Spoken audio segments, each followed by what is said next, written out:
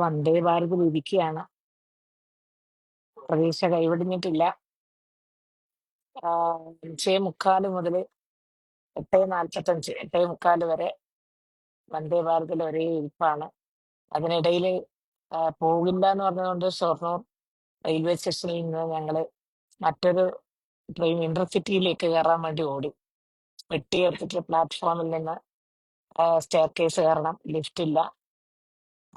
ഓടി ഓടി ഓടി ഓടി ഓടി ഇന്റർസിറ്റിയിലേക്ക് കയറാൻ നോക്കുമ്പോഴത്തേക്ക് വീണ്ടും ഒരു അനൗൺസ്മെന്റ് വന്നു. മറ്റേ പ്ലാറ്റ്ഫോമിൽ വന്ദേ ഭാരതിന്റെ എഞ്ചിൻ തയ്യാറാവുന്നു, ശരിയാവുന്നു. പിന്നെ വീണ്ടും തിരിച്ച് അതേപോലെ വലിയ ആ സ്റ്റെയർ കേസ് വീണ്ടും കയറി. അതിനിടയിൽ എന്റെ കണ്ണൂരിലുള്ള ഒരു സഹോദരൻ എന്റെ പെട്ടി കയ്യിൽ നിന്ന് വാങ്ങി, ജഹീർ. അങ്ങനെ അദ്ദേഹം എന്റെ പെട്ടി എടുത്ത് എന്നെ സഹായിച്ചതുകൊണ്ട് പിന്നെ ഒരു മാരത്തോൺ ഓട്ടം തന്നെയായിരുന്നു.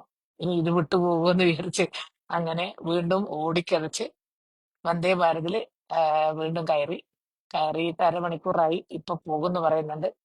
പോകാൻ തുടങ്ങും തോന്നുന്നുണ്ട്. ഏതായാലും 5:45 മുതൽ 6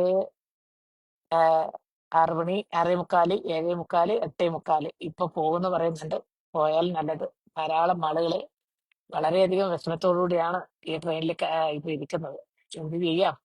സാങ്കേതിക തകരാറ് മൂലമുണ്ടാവുന്ന ഇത്തരം പ്രയാസങ്ങള് നമുക്ക് ആരെ കുറ്റപ്പെടുത്താൻ പറ്റും? കുറ്റപ്പെടുത്താതിരിക്കാനും പറ്റുന്നില്ല.